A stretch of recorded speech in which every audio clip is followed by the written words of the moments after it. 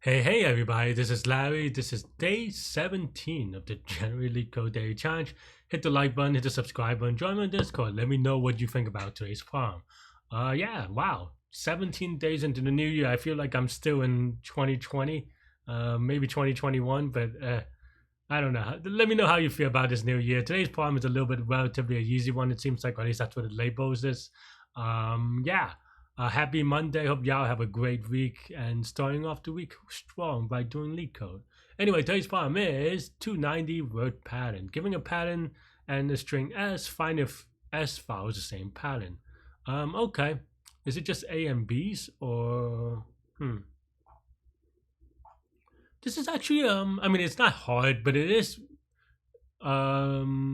this is a little bit, I would say, like it's easy to make mistake on this one. I think that's what I want to say. It's not a hard problem, and also I think like there's a little bit weird with the vocabulary. There's a word called bijection, which means that it's just one to one, and of course they don't define what it means. But this is actually a mathematical term, so if you want to Google for that or whatever, you'll find like a more rigorous definition. But the short answer is that it's one to one, in both directions, I guess. Yeah.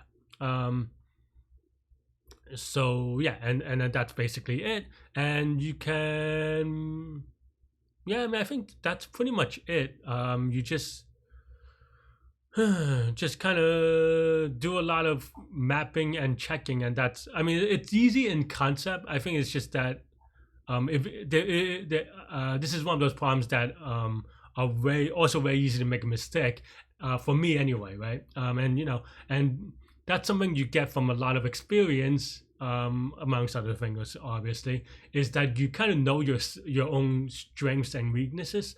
And for me, this may not be true for you, but for me, these kind of problems are sometimes like I get very sloppy, I do it too quickly, and then next thing you know, I get a wrong answer or two, right?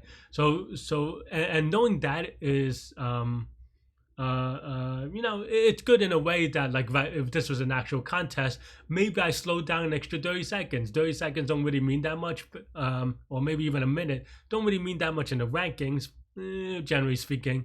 But getting a wrong answer is 5 minutes, right? And so you have to kind of gauge your probability of wrong answer, say, or something like that, and then kind of treat it as much. Where, like, there are problems where I don't even, in theory I don't have to test it, but I still make typos, so that's why I test. But there are problems like that, right? So yeah. Anyway, these are kind of things that I want to give your mind, and of course, I could see this being an interesting interview question, kind of.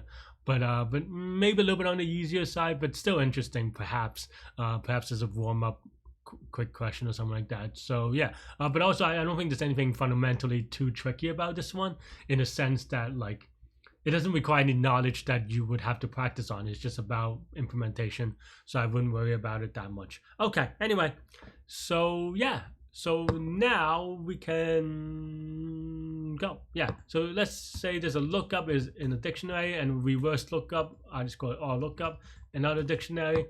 And then now we have for P and I don't know, W for word, in zip a pattern S, so then we can put them together. Okay, so if P is in lookup and lookup of P is not equal to W, we return false, right? Because that's just one of the definitions. And then also if word is in reverse lookup and lookup of reverse is not equal to P, we return false. Otherwise, we just kind of keep track of the lookup and the reverse lookup, and if it gets passed through everything, then we return true. I think this may be good. Let me see if I. Yeah, I was trying to think. I just messed up on this one. That's all. I mean, mostly because pattern is we want pattern to be for per character, and I think zip kind of messed that up. I could be wrong, actually.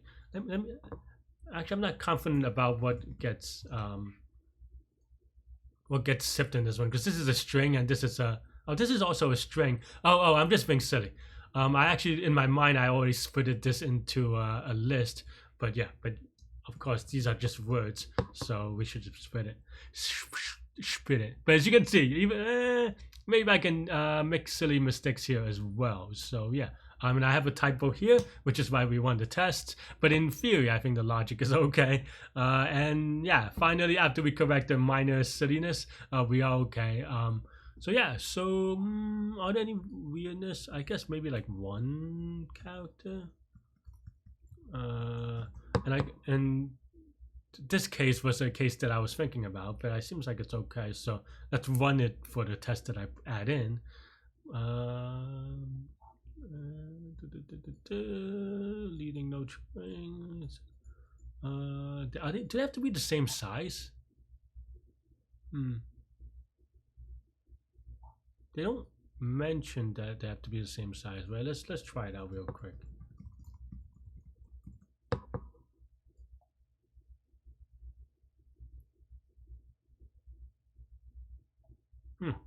So here we get it wrong. So okay, so I mean that is actually I don't know. That's a really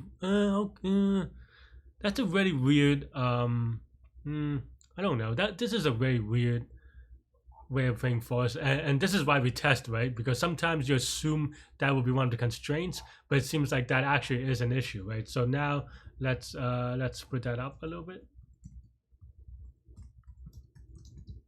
And then the reason why we do this so that we can say if length of pattern is not length of words, then we return false, right?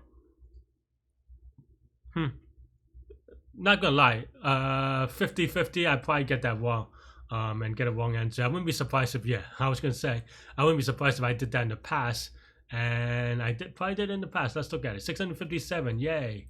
That's yup. Tricky, and tricky, and of course I did it right afterwards in like less than a minute probably, because that's a silly fix. But yeah.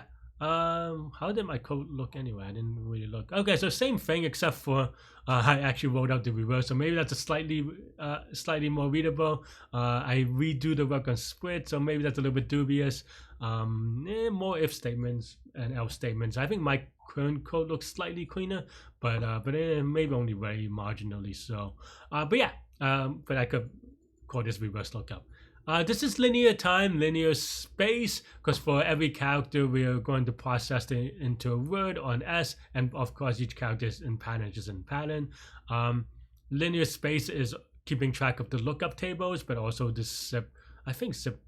Actually, I don't know if that's true. I think zip maybe just returns iterators anyway, so maybe not. I could be wrong on that one. But either way, it's still linear time, linear space. So yeah, let me know what you think. That's all I have for this forum. Happy Monday. Stay good, stay healthy, to good mental health. I'll see you later. Bye-bye.